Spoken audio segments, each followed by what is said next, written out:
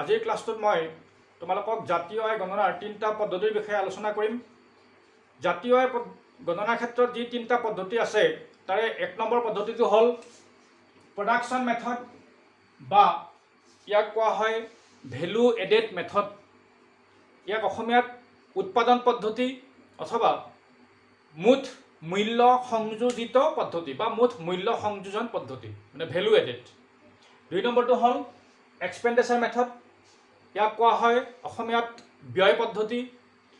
তিনি নম্বৰটো হ'ল ইনকাম মেথড, ইয়াক কোৱা হয় অসমীয়াত আয় পদ্ধতি। এতিয়া জাতীয় আয় গণনা কৰিবলৈ যোৱাৰ আগে আগে তোমালোকে জানিব লাগিব যে কেইটামান সৰু সৰু কনচেপ্ট, সেইটো হ'ল GNP কাক বোলে, NNP কাক বোলে, PCI কাক বোলে, GDP কাক বোলে, এইবিলাক। এই ক্ষেত্ৰত মই তোমালোকক এতিয়া GNP এই ধাৰণাটো দিম। GNP মানে গ্ৰছ নেশ্যনেল প্ৰডাক্ট। এতিয়া GNP হ'ল যে কোনো এখন দেশে এক নিৰ্দিষ্ট সময়সীমাৰ ভিতৰত সেইখন দেশত যিমানবিলাক উৎপাদনৰ উপাদান থাকে সেই উপাদানবিলাকে মিলি পেলাই যিখিনি দ্ৰব্য সামগ্ৰী আৰু সেৱা উৎপাদন কৰে ইয়াৰ মুদ্ৰা মূল্যক কোৱা হয় সেইখন দেশৰ মুঠ জাতীয় উৎপাদন, বা ইয়াক মুঠ জাতীয় আয় বুলিও কোৱা হয়। কিয়নো আয় আমি মুদ্ৰাগত মূল্যখিনিক আয় বুলি কওঁ আৰু তাৰ আগৰ ষ্টেপটো হ'ল প্ৰডাকশ্যন। যিয়েই নহওক আমি এই GNPৰ লগত জড়িত হ'ব NNP। NNP মানে হ'ল নেট নেশ্যনেল প্ৰডাকশ্যন। এতিয়া নেট নেশ্যনেল প্ৰডাকশ্যনক অসমীয়াত কোৱা হয় শুদ্ধ জাতীয় উৎপাদন। ইয়াক শুদ্ধ জাতীয় উৎপাদনৰ ক্ষেত্ৰত আমি চাব লাগিব যে যেতিয়া কোনো এখন দেশত উৎপাদন কৰিবলৈ যোৱা হয়, উৎপাদন যেতিয়া চলি থাকে তেতিয়া সেই উৎপাদনৰ উপাদানবিলাকৰ লগত কিছু কিছু খৰচ হয়, সেইখিনি কোৱা হয় অৱক্ষয় খৰচ মানে ডিপ্ৰেচিয়েশ্যন কষ্ট, অৱক্ষয় মূল্য বা মূলধনজাতীয় সামগ্ৰীবিলাকৰ যি ক্ষয় ক্ষতি বানচ। এতিয়া উৎপাদন কৰিবলৈ যোৱাৰ সময়ত কি কৰা হয় যে সেই মূলধনৰ যিখিনি ক্ষয় ক্ষতি থাকিব বা উৎপাদনৰ উপাদানবিলাকৰ যিবিলাক থাকিব মেৰামতি ব্যয়, সেইখিনি যদি বাদ দিয়া হয়, বাদ দিলে যিখিনি অৱশিষ্ট থাকিব সেইখিনি কোৱা হয় শুদ্ধ জাতীয় উৎপাদন। তাৰমানে শুদ্ধ জাতীয় উৎপাদনখিনি পাবলৈ আমি কি কৰিব লাগিব, গ্ৰছ নেশ্যনেল প্ৰডাকশ্যনৰ পৰা আমি DI মিনছ ডিপ্ৰেচিয়েশ্যন কষ্ট, এইখিনি মাইনাছ কৰিব লাগিব। আকৌ কৈছোঁ যে শুদ্ধ জাতীয় উৎপাদন পাবলৈ হ'লে আমি মুঠ জাতীয় উৎপাদনৰ পৰা মূলধনজাতীয় যিখিনি খৰচ থাকিব, অৱক্ষয় খৰচ, মূলধনজাতীয় যিখিনি মেৰামতি ব্যয়, সেই মেৰামতি ব্যয়খিনি এটা নিৰ্দিষ্ট সময়সীমাৰ ভিতৰত হ'ব লাগিব, মানে এটা ফিস্কেল ইয়াৰৰ ভিতৰত। সেই অৱক্ষয় মূল্যখিনি যদি মুঠ জাতীয় উৎপাদনৰ পৰা বাদ দিয়া হয়, বিয়োগ কৰা হয়, তেতিয়া যিখিনি বাকী থাকিব সেইখিনি কোৱা হ'ব শুদ্ধ জাতীয় উৎপাদন।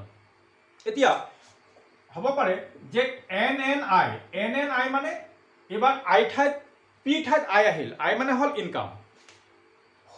তলটোত কোৱা হ'ব যে নেট নেশ্যনেল ইনকাম। এতিয়া প্ৰডাকশ্যন হ'ল বা ইনকাম হওক, যিয়ে নহওক আমাৰ যিটো সমীকৰণটো একে থাকিব।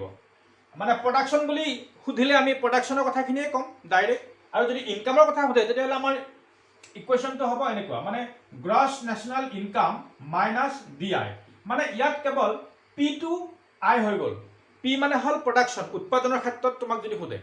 আকৌ সেই উৎপাদনখিনিক যদি মুদ্ৰাৰ মূল্যলৈ যদি ৰূপান্তৰ কৰি দেখুওৱা হয়, মুদ্ৰা মূল্যত প্ৰকাশ কৰা হয়, তেতিয়া আমি তাক আয় হিচাপে নামাকৰণ কৰিব পাৰোঁ। গতিকে মুঠ ৰাষ্ট্ৰীয় উৎপাদন, মুঠ ৰাষ্ট্ৰীয় আয়, শুদ্ধ ৰাষ্ট্ৰীয় উৎপাদন আৰু শুদ্ধ ৰাষ্ট্ৰীয় আয় মানে সংজ্ঞাকেইটা প্ৰায় একে নিচিনা। মানে উৎপাদনৰ ক্ষেত্ৰত আমি ডাইৰেক্ট মূল্য যিটো আমি নিৰ্ধাৰণ কৰিছোঁ মুদ্ৰা মূল্য, সেই মুদ্ৰা মূল্যটো আমি তাত নকলেও চলিব, কিন্তু আয়ৰ ক্ষেত্ৰত কিন্তু মুদ্ৰা মূল্য আমি ক'ব লাগিব। এতিয়া তোমাক যদি সোধা হয় যে এখন দেশৰ শুদ্ধ ৰাষ্ট্ৰীয় আয় কাক বোলে, তেতিয়া বস্তুটো তোমাৰ ক্লিয়াৰ হ'ব যে শুদ্ধ ৰাষ্ট্ৰীয় আয় মানে যেতিয়া কোনো এখন দেশে এক নিৰ্দিষ্ট সময়সীমাৰ ভিতৰত যিখিনি দ্ৰব্য সামগ্ৰী আৰু সেৱা উৎপাদন কৰিব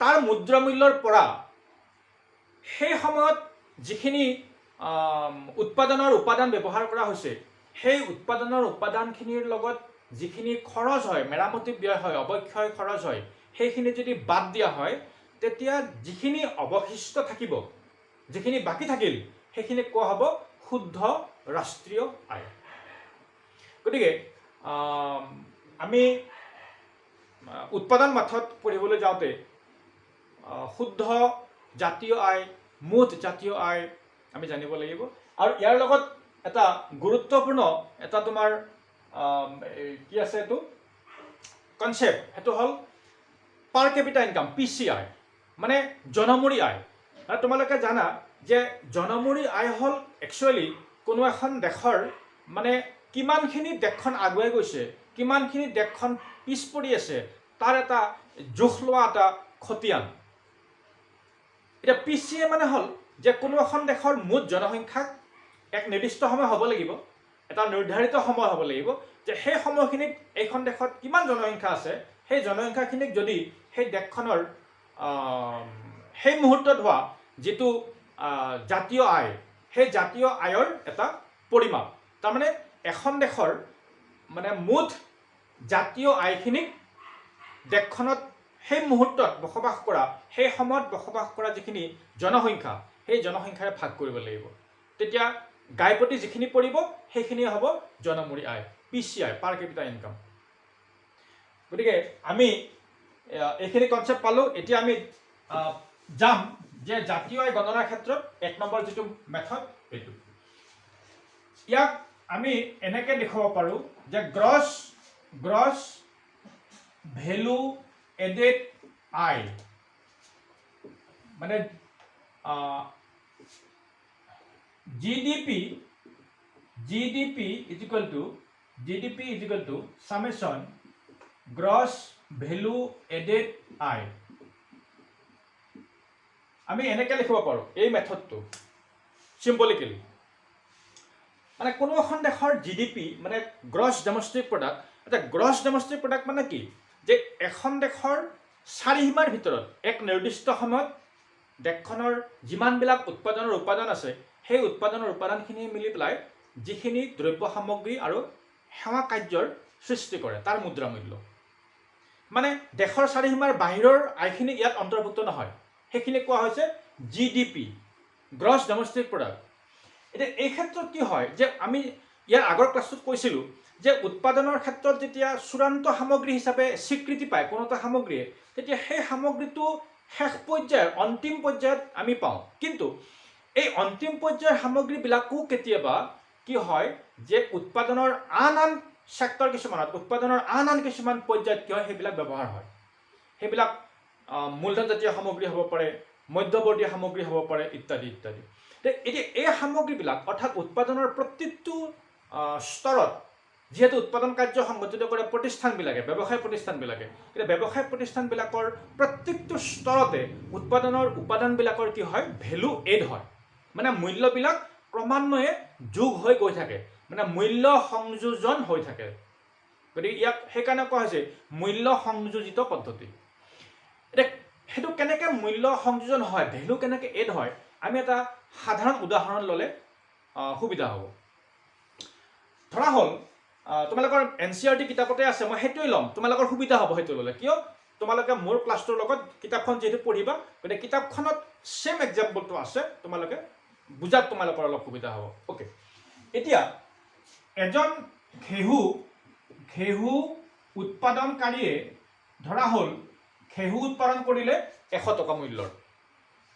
এজন খেতিয়কে ঘেঁহু উৎপাদন কৰিছে 100 টকা মূল্যৰ ওকে এই 100 টকা মূল্যৰ ঘেঁহু কি কৰিলে তাৰে 50 টকা মূল্যৰ ঘেঁহু এজন মানুহক বিক্ৰী কৰিলে আৰু সেই মানুহজনে 50 টকাৰ ঘেঁহু লৈ তেওঁ যেনিবা ৰুটি তৈয়াৰ কৰিলে ৰুটি কিমান টকাত সেইখিনি ৰুটি তেওঁ কিমান টকাৰ ৰুটি তৈয়াৰ কৰিব উদাহৰণ যেনিবা 200 টকাৰ ৰুটি তৈয়াৰ কৰিব এই ক্ষেত্ৰত এই যে 50 টকাৰ ঘেহুটো এটো হল কেঁচামাল বুলি ধৰি লোৱা হৈছে এই 50 টকাৰ ঘেহুখিনিক অৰ্থনীতিত এটা ভ্যালু যোগ কৰা হল এনাদাৰ 200 তো 200 নহয় একচুয়ালি 200 ৰ পৰা ঘেহুৰ মূল্যটো কি হ'ব মাইনাস হ'ব কিয় কাৰণ এই ঘেহুৰ মূল্য 50 টকাটো এক নম্বৰ সেই ঘেহুৰ যিজন বিক্ৰেতা বা ঘেহু উৎপাদনকাৰী তেওঁৰ লগত সোমাই আছিল গতিকে 100 টকা ঘেহুৰ ফাৰ্স্ট ভ্যালু আৰু সেই 100 টকাৰ পৰা 50 টকাৰ ঘেহু ব্যৱহাৰ কৰি এনাদাৰ প্ৰডাকশন হল এনাদাৰ ইনকাম হল 200 ইয়াত এই 200 আমি ধৰিব নোৱাৰো আমি ধৰিব লাগিব 150 কিয় ধৰিব লাগিব কাৰণ এই 200 ৰ লগত এই 200 টকাটো যোগ হ'ব সৰি এটো মাইনাস হ'ব যদি কিবা কাৰণত এই 150 টকা ঠাইত যদি 200 টকা ধৰা হয় তেতিয়া হলে কি হ'ব এটো দুবাৰ গণনা হ'ব মানে ডুৱেল কাউন্টিংৰ দুখত পৰিব এতিয়া ইন্টাৰেস্টিং যে 3 নম্বৰ স্টেজত যদি আমি ধৰো যে এই 200 টকা মূল্যৰ যিখিনি ৰুটি আছিল এইখিনি ৰুটি যদি এখন ৰেষ্টুৰেণ্টত যদি মানুহজনে বিক্ৰী কৰে তেতিয়া হলে সেই মানুহজনে পায় কিমান 400 200 টকা ৰুটি তেওঁ ৰেষ্টুৰেণ্টলৈ যোৱাৰ লগে লগে তাৰ ভ্যালু হৈ গল 400 এতিয়া আমি যদি চাও এই তিনটা হল উৎপাদনৰ স্টেপ এই তিনটা হল উৎপাদনৰ স্তৰ এই উৎপাদনৰ স্তৰ তিনটাত সেই 100 টকাৰ ঘেহুৱে কিমান অৰ্থনীতিত ভ্যালু এড কৰিছে আমি যদি চাও তেতিয়া হলে প্ৰথম হ'ব ইয়াত হ'ব 100 টকা ভ্যালু এড হল 100 টকাৰ 50 টকাৰ ঘেহুহে বিক্ৰী হৈছে সেই 50 টকাৰ ঘেহু ব্যৱহাৰ কৰি এই 2 নম্বৰ ষ্টেজত ৰুটি বনোৱা ব্যক্তিজনে অৰ্থনীতিত 150 টকা প্লাস কৰিলে আকৌ সেই 200 টকা ৰুটি তেওঁ যে তৈয়াৰ কৰিছিল সেই 200 টকা ৰুটি তেওঁ আলটিমেটলি 400 টকাত কি কৰিলে বিক্ৰী কৰিলে কত ৰেষ্টুৰেণ্টত ফলত অৰ্থনীতিত এনাদাৰ 200 ভ্যালু কি হল যোগ হল এতিয়া আমি টোটাল এই ঘেহুখিনিয়ে কিমান ভ্যালু এড কৰিলে আমি চাম এটো হল 450 এটা ইন্টাৰেস্টিং কথা এটো যে অনলি 50 টকাৰ ঘেহু আছিল ষ্টাৰ্টিংত কিন্তু সেই ঘেহুখিনি ৰূপান্তৰ হৈ পৰিৱৰ্তন হৈ অৰ্থনীতিত ভ্যালু এড হৈ গল 450 গতিকে এটো হল এটা সুন্দৰ উদাহৰণ ঠিক তেনেকৈ আমি এডাল বাহ গছৰ উদাহৰণ দিব পাৰো এডাল বাহ কাটি এডাল বাহ এজন ব্যক্তিয়ে বিক্ৰী কৰিলে কিমান টকাত 200 টকাত সেই 200 টকাৰ বাহ এজন মানুহে তাক সুন্দৰকৈ কাটি কুটি মানে কিছুমান বেলেগ বেলেগ বস্তু বনাই পেলাই বিক্ৰী কৰিলে ডলা চানলি বনাই বিক্ৰী কৰিলে জাকৈ খালো ইত্যাদি ইত্যাদি বনাই বিক্ৰী কৰিলে ফলত কি হ'ব যে সেই 200 টকাৰ বাহ গছডালে 200 টকাৰ বাহডালে হয়তো 1000 টকা কি কৰিব সেই সামগ্ৰীবিলাকৰ পৰা ইনকাম কৰিব ফলত এই বাহডালৰ একচুয়াল ভ্যালু 200 টকা ষ্টাৰ্টিংত তো থাকিবই এনাদাৰ যদি তেওঁ সেই জাকৈ খালৈ চালনি এইবিলাক যদি বিক্ৰী কৰি পেলাই 1000 টকাও পায় তেতিয়া হলে কি হ'ব যে সেই 1000 টকাৰ পৰা বাহডালৰ যিটো ভ্যালু সেই ভ্যালুটো মাইনাস কৰিলে থাকিব হেফালে 800 গতি 800 প্লাস এই বাহডালৰ যিটো একচুয়াল ভ্যালু 200 যোগ হৈ 1000 কি হ'ব সেই বাহডালে অৰ্থনীতিত ভ্যালু এড কৰিব গতি বিভিন্ন উদাহৰণ আছে এনেকে গতিকে এটো হল ভ্যালু এডেড এতিয়া ভ্যালু এডেড আমি কিয় বাছি ললো এটা এখন দেশৰ অৰ্থনীতিত জাতীয় আয় গণনা কৰিবৰ কাৰণে এইটো মেথড কিয় উদ্ভাৱন হৈছে কাৰণ এই এখন দেশৰ প্ৰত্যেকটো প্ৰতিষ্ঠানৰে কি হয় প্ৰত্যেকটো প্ৰতিষ্ঠানে বিশেষ ষ্টেপত বিশেষ স্তৰত সামগ্ৰীবিলাকৰ ভ্যালু কি হ'ব তেওঁলোকে এড কৰি গৈ থাকে এনেকৈ যদি আমি ধৰি লওঁ যে এটা প্ৰতিষ্ঠানত মানে n সংখ্যক কি থাকে প্ৰতিষ্ঠান থাকে n সংখ্যক প্ৰতিষ্ঠানে যদি প্ৰত্যেকটো প্ৰতিষ্ঠানে ভ্যালুবিলাক এড কৰে তেতিয়াহলে সেই গোটেই ভ্যালুখিনি যদি যোগ কৰা হয় তেতিয়াহলে আমি কি পাওঁ সেইখন দেশৰ মুঠ জাতীয় আয় বা মুঠ ঘৰুৱা উৎপাদন এটা মুঠ ঘৰুৱা উৎপাদনৰ পৰাই আমি কি পাম জাতীয় আয় পাম এতিয়া প্ৰথমতে আমাৰ ঘৰখনৰ প্ৰথমতে আমাৰ নিজৰ ঠাইখনৰ ইনকামখিনি যদি আমি জুখিব পাৰো তাৰ পিছত আমি বিদেশৰ পৰা অহা আয়খিনি যদি আমি তাৰ লগত প্লাস কৰি দিওঁ তেতিয়া আমি কি পাম ৰাষ্ট্ৰীয় উৎপাদন গতিকে এই ক্ষেত্ৰত জিডিপিৰ পৰা জিএনপি কেনেকৈ পাম আমি পাম জিডিপি প্লাস ইয়াৰ লগত এনএফআইএ মানে হল net factor income from report, তাৰমানে আমাৰ বাহিৰা দেশৰ লগত যিখিনি আমাৰ আৰ্থিক লেনদেন হয়, বাহিৰা দেশৰ লগত যিখিনি আমাৰ উৎপাদন হয়, সেই উৎপাদন হোৱা যিখিনি আয়, সেই বাহিৰা দেশৰ উৎপাদিত আয়খিনিক আমি এখন দেশৰ ঘৰুৱা আয়খিনিৰ লগত যেতিয়া প্লাছ কৰি দিম, যোগ কৰি দিম, তেতিয়াহ'লে কি পোৱা যাব, সেইখন দেশৰ মানে ৰাষ্ট্ৰীয় উৎপাদন। গতিকে ইয়াত এইটো তোমালোকৰ পৰীক্ষাত মানে খালী ঠাই পূৰণ কৰাও আহে, বা এনেকুৱাও আহে যে এখন দেশৰ GDPৰ পৰা কেনেকৈ জাতীয় আয় গণনা কৰা হয়। গতিকে GDPৰ লগত যদি NFIA প্লাছ কৰি দিয়া হয়, বাহিৰা দেশৰ পৰা অহা আয়খিনি যদি প্লাছ কৰি দিয়া হয়, তেতিয়াহ'লে এখন দেশৰ জাতীয় আয় পোৱা যায়। গতিকে আমি উৎপাদন পদ্ধতিৰ ক্ষেত্ৰত আমি এই যিটো মেথড পালোঁ, এইটো মেথড যদি আমি বহলাই যদি লিখিবলৈ যাওঁ, তেতিয়াহ'লে আমি সেই ইকুৱেশ্যনটো এনেকৈ লিখিব পাৰোঁ যে GDP is equal to gross value added 1 number plus gross value aided 2 number, এনেকৈ একদম লাষ্টলৈকে যিমান উৎপাদনৰ প্ৰতিষ্ঠান থাকে, যিমান উৎপাদিত প্ৰতিষ্ঠানবিলাকে যিমানকেইটা ষ্টেপ অতিক্ৰম কৰে, গোটেইবিলাক প্ৰতিষ্ঠানৰ ভেলু এড যদি কৰা হয়, গোটেই ভেলুখিনিক কি বুলি কোৱা হ'ব, সেই সময়খিনিৰ সেইখন দেশৰ জাতীয় উৎপাদন বা জাতীয় আয়। এতিয়া এইটো হ'ল এটা উৎপাদন পদ্ধতি, এইটো নম্বৰ 1, এইটো গ'ল। নম্বৰ 2 আহিব এক্সপেণ্ডিচাৰ মেথড। ইয়াক মানে ব্যয় পদ্ধতিও বুলিও হয়, ব্যয় পদ্ধতি। এতিয়া এই ব্যয় পদ্ধতিটো কি? এইটো হ'ল যে আমি কি কৰোঁ যে কোনো এখন অৰ্থনীতিত আমি কিছুমান ছেক্টৰত আমি ব্যয় কৰোঁ। এতিয়া এখন দেশৰ অৰ্থনীতিত সেই প্ৰতিষ্ঠানবিলাকে যি খণ্ডত ব্যয় কৰে, সেই ব্যয়খিনিক আমি যোগ কৰিলে সেই সময়ত সেই দেশখনৰ কি পোৱা যায়, জাতীয় আয় পোৱা যায় বা মুঠ ঘৰুৱা উৎপাদন পোৱা যায়। গতিকে আমি এই ক্ষেত্ৰত ব্যয় পদ্ধতিত আমি এইটো সমীকৰণ ল'ব পাৰোঁ যে GDP গণনাৰ ক্ষেত্ৰত আমি ঘৰুৱা যিবিলাক প্ৰতিষ্ঠান থাকে, সেই ঘৰুৱা প্ৰতিষ্ঠানবিলাকে কি কৰে যে কিছুমান কনজাম্পশ্যন এক্সপেণ্ডিচাৰ কৰে, মানে উপভোগ ব্যয় কিছুমান কৰে। তাৰপিছত কি কৰে যে বিনিয়োগ যিবিলাক খণ্ড থাকিব, সেই বিনিয়োগ খণ্ডবিলাকত মূলধনী ব্যয় কৰে, মানে ইনভেষ্টমেণ্ট এক্সপেণ্ডিচাৰ। C2 হ'ল কনজাম্পশ্যন এক্সপেণ্ডিচাৰ, মানে এই কনজাম্পশ্যন এক্সপেণ্ডিচাৰটো পৰিয়াল খণ্ডত সোমাই থাকে, অন্তৰ্নিহিত হয়, পৰিয়াল খণ্ডৰখিনিহে ইয়াত ইনক্লুড কৰা আছে।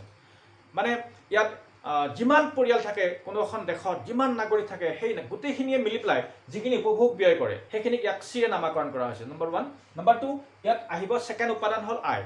আয়টো হ'ল ইনভেষ্টমেণ্ট, মানে এজন ব্যক্তিয়ে বা কোনো এটা প্ৰতিষ্ঠানে যিখিনি মূলধন জাতীয় সামগ্ৰী যিখিনি তেওঁ বিনিয়োগ কৰে, সেইটো এক্সপেণ্ডিচাৰ, নম্বৰ 2।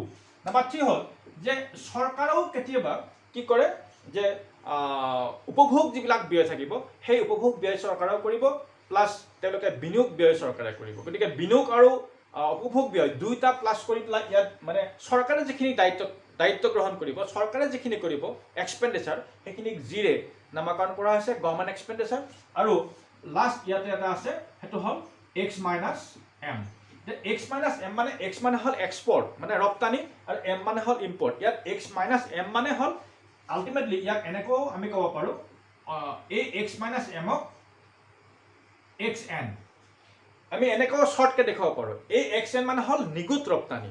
নিগুত ৰপ্তানি মানে কি, যে এখন দেশত যিখিনি সামগ্ৰী উৎপাদন কৰা হয়, সেই সামগ্ৰী অতিৰিক্তখিনি আমি বিদেশলৈ আমি ৰপ্তানি কৰোঁ, আৰু বিদেশলৈ ৰপ্তানি কৰোঁতে সেই ৰপ্তানি যিখিনি আকৌ ব্যয় থাকিব, সেই ব্যয়খিনি মাইনাছ কৰাৰ পিছত যিখিনি আমাৰ ৰাহি থাকিব, সেইখিনিহে কি হ'ব, আমাৰ এই GDPৰ লগত কাউণ্ট হ'ব, বা জাতীয় আয় গণনাৰ ক্ষেত্ৰত আমাৰ সেইখিনি কি হ'ব, কাউণ্ট হ'ব। গতিকে এইটো হ'ল এটা ব্যয় পদ্ধতি। গতিকে চিয়ে বুজাইছে, আকৌ কৈছোঁ, চিয়ে বুজাইছে কনজাম্পশ্যন এক্সপেণ্ডিচাৰ, ইয়াত আয়ে বুজাইছে ইনভেষ্টমেণ্ট এক্সপেণ্ডিচাৰ, বিনিয়োগ ব্যয়। জিয়ে বুজাইছে গভৰ্ণমেণ্ট এক্সপেণ্ডিচাৰ, চৰকাৰে আমাৰ উপভোগ আৰু বিনিয়োগ দুয়োটা খণ্ডতে ব্যয় কৰে। আৰু এইটো হ'ল XN মানে নিগুত ৰপ্তানি। এইটো ইকুৱেশ্যনে আমাক এই জাতীয় গণনাৰ ক্ষেত্ৰত যিটো ছেকেণ্ড যিটো আমাক দিছে, পদ্ধতি দিছে, এইটো এনেকৈ বুজাইছে। গতিকে তোমালোকে নোটত পাবা, মোৰ ইয়াৰ ডিটেইলছ নোটত পাবা, যাত মই আজি সময়ৰ কাৰণে অলপ শ্বৰ্ট কৰিছোঁ, যে প্ৰথম আৰু দ্বিতীয় তোমালোকৰ এই দুটা ক্লিয়াৰ হৈছে। নেক্সট মই ইনকাম মেথডলৈ যাম। ইনকাম মেথড মানে আয় পদ্ধতি। এই আয় পদ্ধতিটো হ'ল যে ইয়াত জিডিপি গণনা কৰা হয়। যে আমি জানো যে উৎপাদনৰ উপাদান যি চাৰিটা আছে, লেণ্ড, লেবাৰ, কেপিটেল, অৰ্গেনাইজেশ্যন, মানে ভূমি, শ্ৰম, মূলধন আৰু সংগঠক। এই চাৰিটা উৎপাদনৰ উপাদানে কি কৰিছে, মানে বিভিন্ন সামগ্ৰী আৰু দ্ৰব্য উৎপাদনত তেওঁলোকে আত্মনিয়োগ কৰিছে। ফলত তেওঁলোকে কিছুমান কি পাব, তাৰ বিনিময়ত কিছুমান আয় অৰ্জন কৰিব। যেনে ইয়াত কি কৰা হয়, ভূমি ব্যৱহাৰ কৰাৰ বিনিময়ত ভূমিৰ গৰাকী কি পাব, খাজনা পাব, ৰেণ্ট। গতিকে সেইটো হ'ল উৎপাদনৰ এটা উপাদান। সেই উপাদানটোৱে আহৰণ কৰা আয়খিনি। নম্বৰ 2, ইয়াত যিবিলাক থাকিব কেপিটেল, মূলধন, সেই মূলধনৰ গৰাকীবিলাকে মূলধন ব্যৱহাৰ কৰাৰ বিনিময়ত ৰিটাৰ্ণ পাব, কি, ইণ্টাৰেষ্ট, সুদ পাব। গতিকে ইয়াত IN বুলি নামকৰণ কৰা হৈছে ইণ্টাৰেষ্ট। সেই ইণ্টাৰেষ্টটো হ'ব মানে মূলধনৰ গৰাকীসকলৰ আয়। নম্বৰ 2। নম্বৰ 3, ইয়াতে ৱেজ, মজুৰি কোনে পাব, উৎপাদনৰ এটা এনাডাৰ ইম্পৰ্টেণ্ট পিলাৰ, সেইটো হ'ল শ্ৰমিকবিলাকে, লেবাৰ। গতিকে শ্ৰমিকসকলে উৎপাদনত যিখিনি সেৱা, শাৰীৰিক আৰু মানসিকভাৱে যিখিনি কষ্ট স্বীকাৰ কৰিব, সেই কষ্ট স্বীকাৰ কৰাৰ কাৰণে তেওঁলোকে যিখিনি পাৰিশ্ৰমিক লাভ কৰিব, সেইখিনি কোৱা হৈছে মজুৰি, ৱেজ। আৰু পাব লাষ্ট যিবিলাক থাকিব উৎপাদনকাৰী বা উদ্যোক্তা, মানে ভেৰি ইম্পৰ্টেণ্ট এইটো এটা উপাদান, মানে উৎপাদনৰ চাৰিটাৰ ইম্পৰ্টেণ্ট, সেইটো হ'ল উদ্যোক্তা বা সংগঠক। এই সংগঠকে কি কৰিব, আয় অৰ্জন কৰিব, যিখিনি নাম হ'ল প্ৰফিট। ফলত কি কৰা হৈছে যে ইয়াতে এই মেথডটোত উৎপাদনৰ উপাদানসমূহে যি আয় অৰ্জন কৰিছে, সেই আয়খিনিক মানে প্লাছ কৰি পেলাই সেই মুহূৰ্তত বা সেই নিৰ্ধাৰিত সময়ত টোটেল যিখিনি হ'ব সেইখিনিক মানে জিডিপিৰ লগত তুলনা কৰা হৈছে বা জিডিপি বুলি কোৱা হৈছে। এতিয়া আমি এই তিনিটা মেথডত এইবিলাক আমি বহলাই লিখিব পাৰোঁ। এইবিলাক টোটেল অকলটো ইয়াত এই যে মই খাজনা দেখুৱালোঁ, খাজনাটো অকল এজন ব্যক্তিয়ে লাভ নকৰে, বহুত মানুহে খাজনা লাভ কৰে, যিসকল মাটিৰ বা যিসকল ভূমিৰ গৰাকী। গতিকে আমি এইটো বহলাই এনেকৈ লিখিব পাৰোঁ যে জিডিপি এনেকৈ, মানে এইটো RI, যদি আমি গোটেইবিলাকক যদি ইয়াতে ইনক্লুড কৰা দিওঁ, এইটো এটা হ'ব 1 নম্বৰ। 2 নম্বৰ হ'ল গোটেই ইণ্টাৰেষ্টখিনি আমি ইয়াতে প্লাছ কৰিছোঁ, ইয়াতে মানে ফাৰ্ষ্ট নম্বৰৰ পৰা লাষ্ট নম্বৰলৈকে ইনক্লুড হৈ আছে, প্লাছ গোটেই শ্ৰমিকবিলাকে যিবিলাক মজুৰি পাইছে চব ইয়াতে ইনক্লুড কৰা আছে। আৰু যিমানবিলাক দেশত উদ্যোক্তা আছে, সেই উদ্যোক্তাসকলে যিমানখিনি বেনিফিট পাইছে, যিমানখিনি প্ৰফিট পাইছে, সেই প্ৰফিটখিনি ইয়াতে ইনক্লুড আছে। গতিকে আমি এনেকৈ এনালাইজ কৰিব পাৰোঁ। কিন্তু মূল হ'ল এইটো। তুমি যদি এইটো বুজি পোৱা, এইখিনি তুমি মানে এনালাইজ কৰি লিখিব পাৰিবা। গতিকে আজি মই বৰ দীঘলীয়া নকৰোঁ। আজিৰ এই ক্লাছটোত তোমালোকে 3টা জাতীয় গণনাৰ মেথড পালা। মই আকৌ মনত পেলাই দিছোঁ। নম্বৰ 1 হ'ল উৎপাদন পদ্ধতি বা মূল্য সংযোজিত পদ্ধতি, ভেলু এডেড মেথড অৰ প্ৰডাকশ্যন মেথড। ইয়াৰ ইকুৱেশ্যনটো তোমালোকে এইটো পাইছিলা যে GDP = এখন দেশত যিমান উৎপাদনৰ প্ৰতিষ্ঠান থাকে সেইবিলাকৰ গ্ৰছ ভেলু এডেড হয়। মানে উৎপাদনৰ প্ৰত্যেকটো মানে প্ৰতিষ্ঠানে যিমানখিনি ভেলু এড কৰিছে উৎপাদনৰ ক্ষেত্ৰত, পৰ্যায়ক্ৰমে ভেলুবিলাক এড হয়। উদাহৰণসহ তোমালোকক মই বুজাই দিলোঁ। গতিকে এইটো হ'ব তোমাৰ চিম্পল ইকুৱেশ্যন 1 নম্বৰটোৰ। 2 নম্বৰটো আছিলে এক্সপেণ্ডিচাৰ মেথড। আমি যেতিয়া এক্সপেণ্ডিচাৰ কৰিম, ব্যয় কৰিম, সেই ব্যয়বিলাক আমি 4টা কেটেগৰীত ভগাই লৈছোঁ। কি ব্যয় কৰোঁ, কি ক্ষেত্ৰত আমি ব্যয় কৰিছোঁ। আমি পৰিয়াল খণ্ডই ব্যয় কৰোঁ, কনজাম্পশ্যন এক্সপেণ্ডিচাৰ। আকৌ পৰিয়াল খণ্ডই ব্যয় কৰিছে মানে মূলধনজাত সামগ্ৰী উৎপাদনৰ ক্ষেত্ৰত বিনিয়োগ ব্যয়, যাক আইৰে নামাকৰণ কৰা হৈছে। আকৌ যি হ'ল গভৰ্ণমেণ্ট এক্সপেণ্ডিচাৰ, চৰকাৰৰ আমাৰ হৈ কি কৰিব, ব্যয় কৰিব। কি ব্যয়, উপভোগৰ ক্ষেত্ৰত কৰিব আৰু বিনিয়োগৰ ক্ষেত্ৰতো কৰিব। আৰু এইটো হ'ল এক্সচেঞ্জ মানে আমাৰ নিগুত ৰপ্তানি। গতিকে এই গোটেইখিনি আমাৰ ব্যয় পদ্ধতি। এতিয়া লাষ্ট আহিব ইনকাম মেথড। ইনকাম কোনে কৰে, যে উৎপাদনৰ উপাদানবিলাকে। চিম্পল যে উৎপাদনৰ উপাদান 4টা, লেণ্ড, লেবাৰ, কেপিটেল, অৰ্গেনাইজেশ্যন, ভূমি, শ্ৰম, মূলধন আৰু সংগঠক। গতিকে ভূমিয়ে কি পায়, খাজনা পায়, ৰেণ্ট। মূলধনৰ গৰাকীয়ে কি পায়, ইনকাম কৰে, ইণ্টাৰেষ্ট, সুদ। শ্ৰমিকসকলে কি পায়, মজুৰি, ৱেজ। আৰু যিবিলাক থাকে আমাৰ সংগঠক, তেওঁলোকে কি পায়, প্ৰফিট। গতিকে এই গোটেইখিনি আয় যদি যোগ কৰি দিয়া হয়, তেতিয়াহ'লে ইয়াক কোৱা হ'ব আই মেথড, ইনকাম মেথড। গতিকে মোটামুটি এই তিনিটা কনচেপ্ট তোমালোকক দিলোঁ, এই তিনিটা মেথড দিলোঁ। তোমালোকে ইটোৰ লগত আনটোৰ কম্পেৰিজন কৰি চাবা আৰু এই ইকুৱেশ্যনকেইটা মনত ৰাখি পেলাই এইকেইটা ইকুৱেশ্যনৰ তোমালোকে যদি ডিটেইলছ ডিছকাছ কৰি দিয়া, পেৰাগ্ৰাফ ৱাইজ তোমালোকে যদি বহলাই লিখি দিয়া, তেতিয়াহ'লে তোমালোকৰ নোটটো প্ৰিপেয়াৰ হৈ যায়। গতিকে থেংক ইউ। নেক্সট তোমালোকে মোৰ ক্লাছলৈকে ৱেইট কৰা। অ'কে।